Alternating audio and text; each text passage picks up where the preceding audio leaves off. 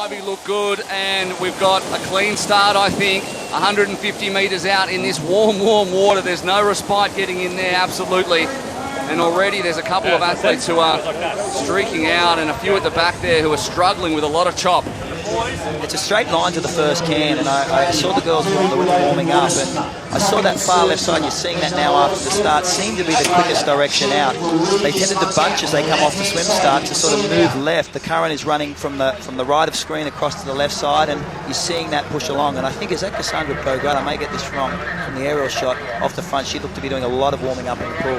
Yeah, tough to see off the drone, but already someone is well out in front there, and a solid swim, very important, because this bike course very, very hard to negotiate at the best of times, let alone with the best triathletes in the world all around you. Not a lot of places to pass, so good positioning out of the water will be incredibly important.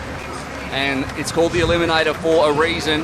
23 athletes out there at the moment, one swim, bike and run, and then 8 of them, their day will be done. The top 15 will go through after a 10-minute break to stage 2, swim, bike, run again after only 10 minutes recovery. And then the top 10 will go through to stage 3. So we'll lose 5 in stage 2, and then it is a top 10 shootout, swim, bike and run for all the Saturday points. I think you're right. I think that is Cassandra Bogart. It's hard to see. We can't see her number, but that certainly looks like the French woman who's come back after missing a couple of rounds.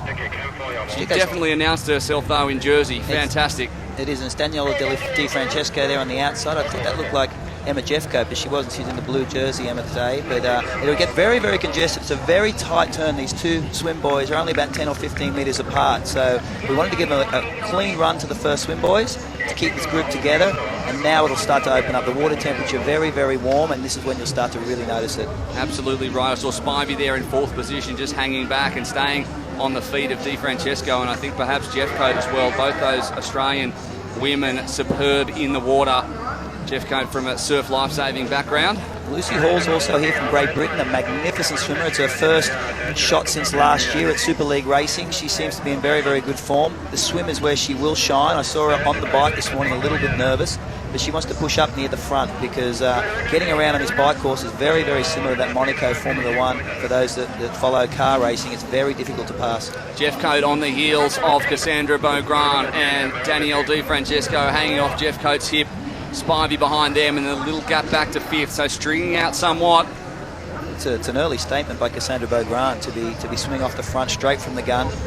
She's very, very committed to today. She knows there's a lot on the line. She's sitting just on that 10th position with a contract up. She missed the last 2 events, so she was so dominant in Jersey, and now she seems very keen to make a statement today. Fantastic 2018. Of course, that's all behind us now, but she's the French sprint champion.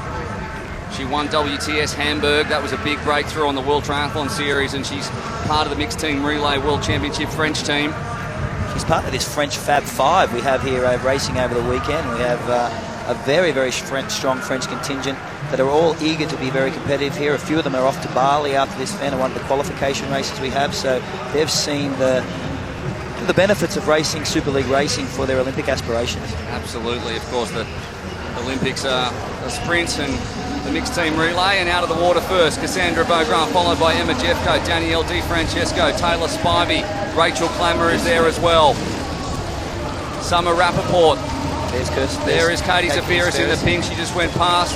Erin Story. The white jerseys as well are our young athletes, so anyone under 21. And out of the water at the end is Claudia Seebach of Hungary. So 8th position for our championship leader at the moment. She won't be overly happy with that, but Katie Zafira is still certainly in touch. Yuko Takahashi of Japan in 14th. Hilda Choi and Long Hoi from Macau in 20th. Elena Danilova, and Ashley Gentle had a very tough swim there. She's back in 22nd position. She was very, very nervous going into the swim. I saw her at the athlete briefing talking about where the timing match. She's worried about tomorrow's elimination race, but to be nervous prior to a race about your swim sort of makes a statement. It's early season for her. She made a statement that she wasn't 100% ready for this event, but a lot's on the line for her. She needs to get in this top 10 to get a contract. Nearly 7 to 8 seconds gap between our top 3, Jeffcoat, Bogart and Di Francesco, who's hanging off the back.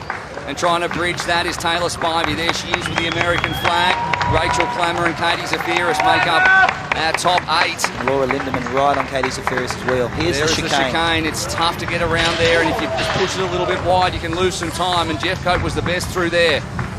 The gap widening, actually. Wow. She looks very, very strong, Emma. I spent some time with her yesterday. She looks to be in magnificent condition. She's been training in New Zealand, which is a new training ground for her. She looks to be really, really fit. I spent some time with her mother, who said she's over here to support her from Australia, and she said, look for my daughter. I think she's going to be right up near the front. Ashley Jenner looking to move up through the field there, but she's got a lot of work to do. Don't forget, they're all playing for $1.5 million US.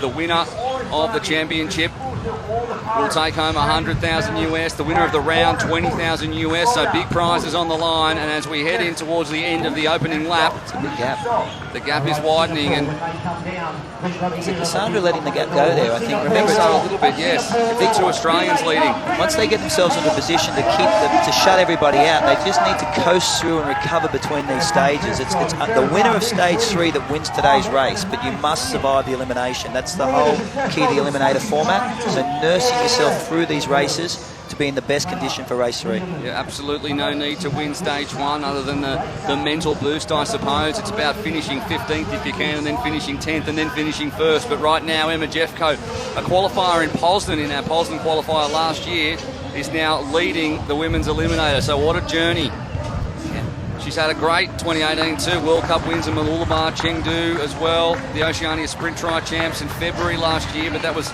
12 months ago now. Back in Jersey, she crashed in the eliminator in the wet too, so is Ashley Gentle very good. Long way back. Summer Rappaport was a bit further back than she'd like to be.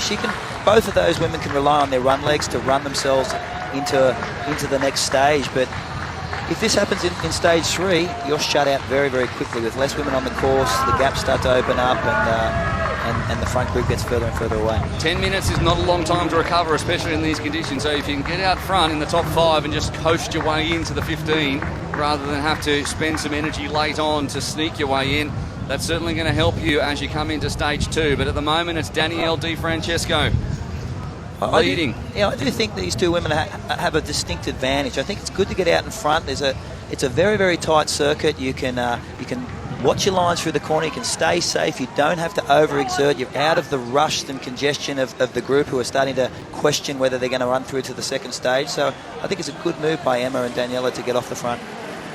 There is Summer Rappaport and Ashley Gentle on the back of that pack, led by Katie Zafiris, and some hard work being done by some of the local Asian athletes in the back pack. At the moment, coming around once again, Emma Jeffcoat takes the lead, and they're extending their lead. Might pay to have a look back and just see the pace of the rest of the field. Sandra Beaugrand, she's got the biggest run on the field, I think, so she can be quite relaxed in stage 1. But still, it's nice to nurse yourself through. The bike course is where you're going to do the damage. This is very, very technical. The television doesn't do it justice. The chicane at the far end of this bike course, I saw a lot of the men and women going through that time and time again to get that run through as smooth as they possibly could.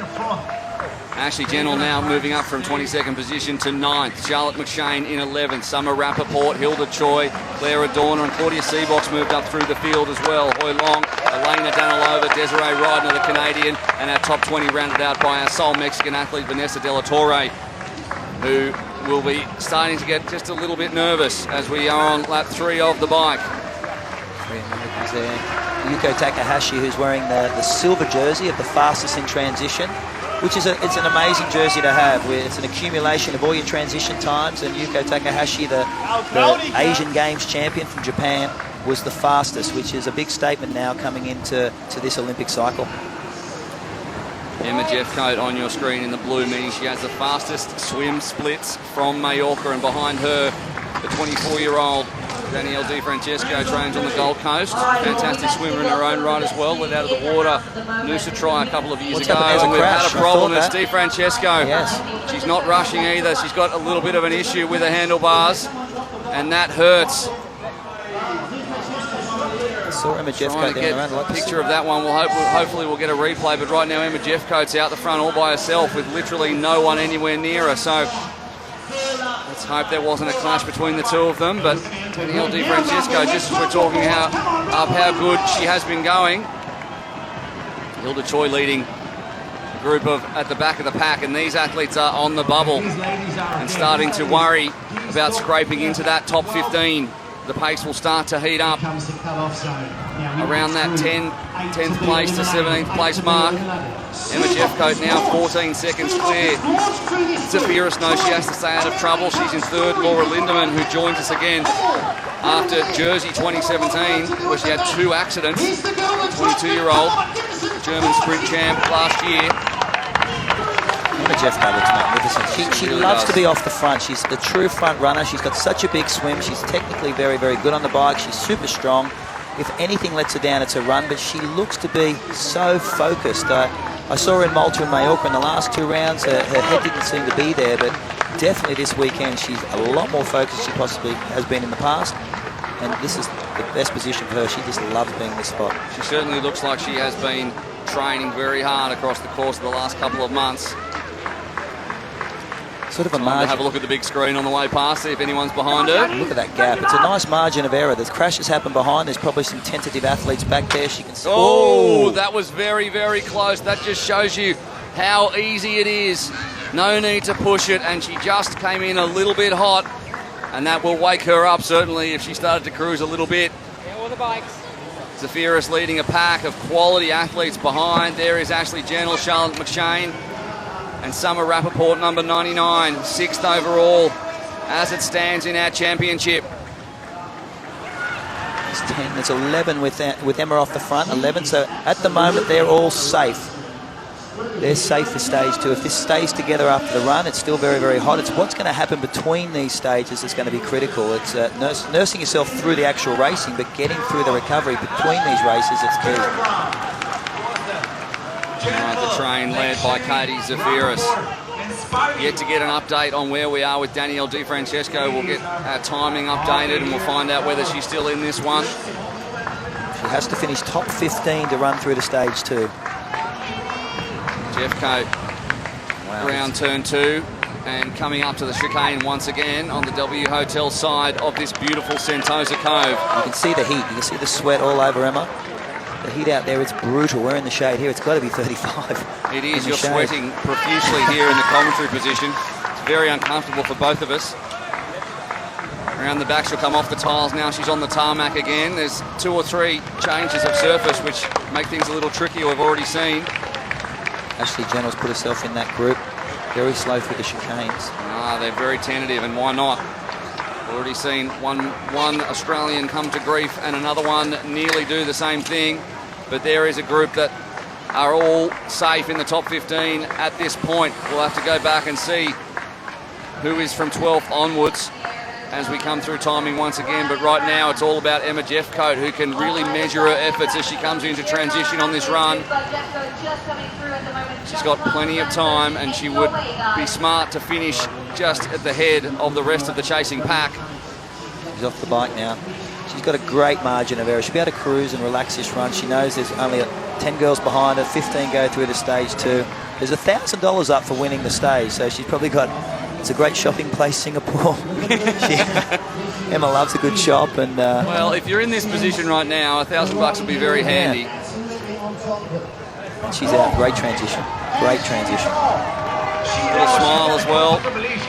Rachel Clammer leads in the pack. Zefiris, Laura Lindemann, Yuko Takahashi, Leonie Perriot, Ash Gentle there as well.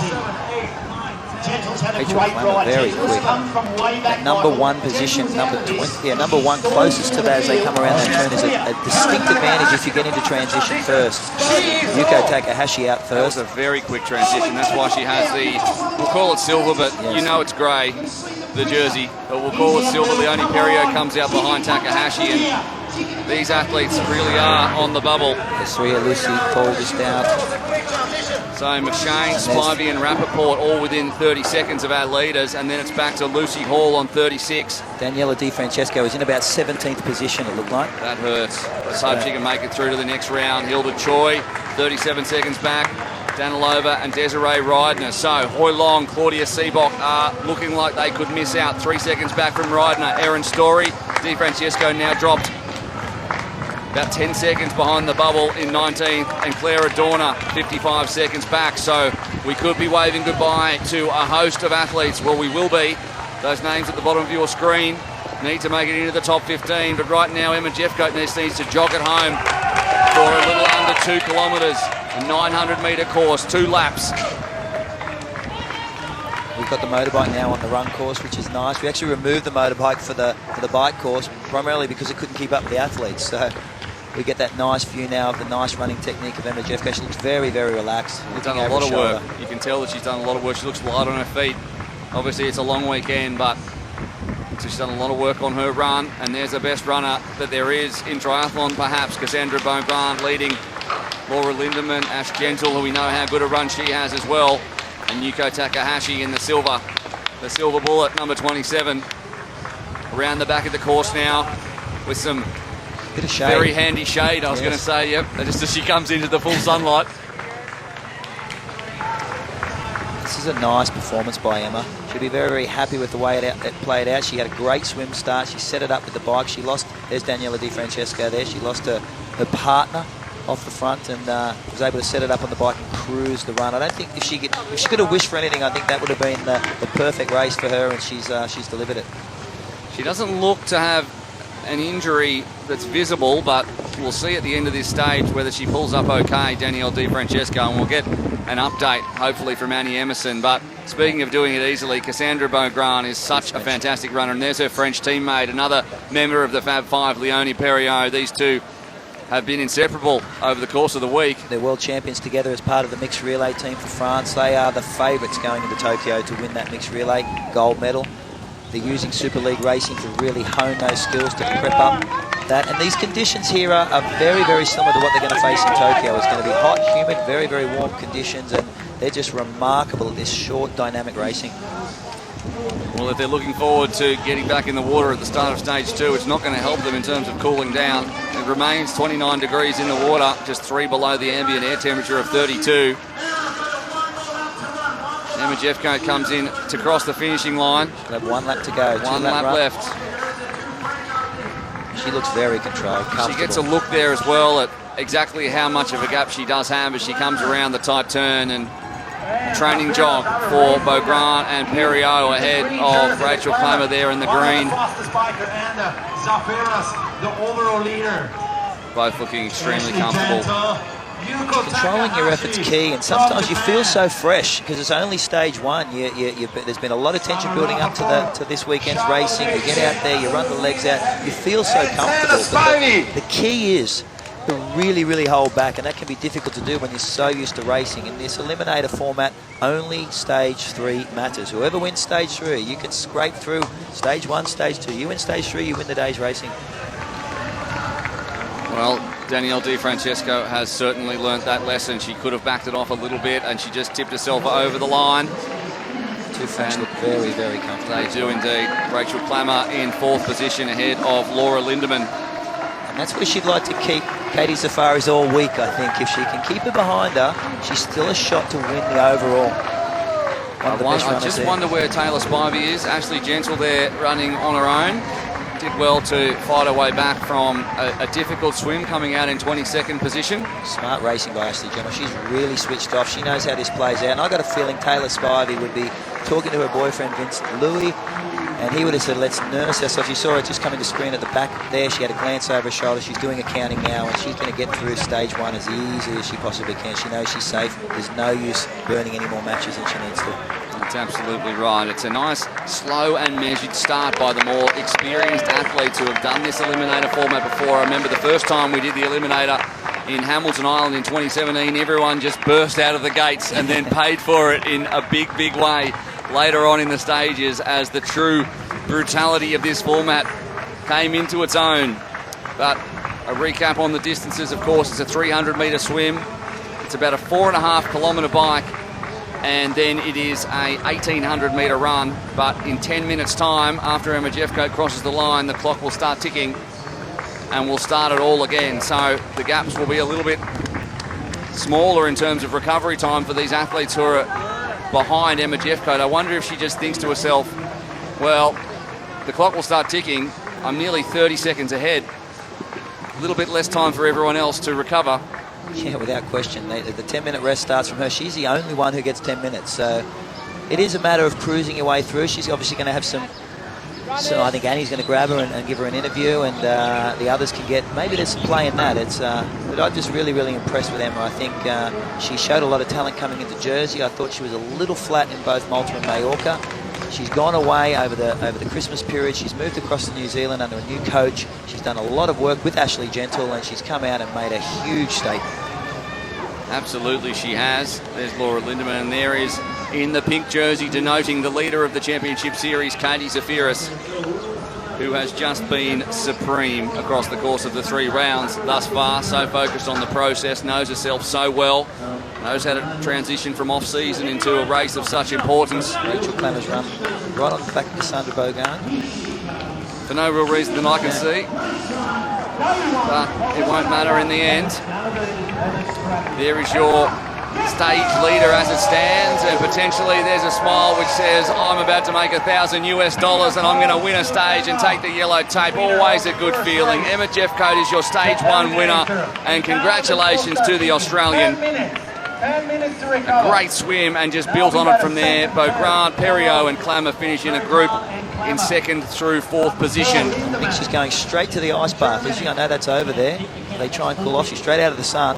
Lindemann in 5th, the 22-year-old, the German sprint champion, 2-time junior world champion Laura Lindemann. So much pedigree amongst all of our athletes. Katie Zafiris comes home in 6th, Ashley Gentle 7th. You can take a Hashi back here in the silver bullet, the jersey, the silver jersey. Just keep saying it's silver. It's very silver. It's absolutely silver. Summer Rappaport behind her. And there is Charlotte Michael McShane. Thompson, our race director, ready to count people out. Charlotte McShane is in. Taylor Spivey, the American, is in as well. She comes off a win. She looks like she's hurt herself. What's happened? She looks in pain. It looks like a shoulder. We'll get an update, but she's in tears. This doesn't look good for Taylor Spivey and her championship charge. That is huge. I wonder whether she came off on the bike and we didn't see it. Well, something says that she signalled to her shoulder. Did something happen in the swim? She's usually a lot closer to the front in the swim. Tears from Desiree Rydner as well. And an unfortunate race for number 94, Danielle Di Francesco, the 24-year-old from the Gold Coast, who was in 2nd position. But the big news here, no doubt whatsoever, is Taylor Spivey. Someone down this white jersey. Desiree Rydner, who really gave everything. She really does leave it all out there. One of our young athletes, the Canadian.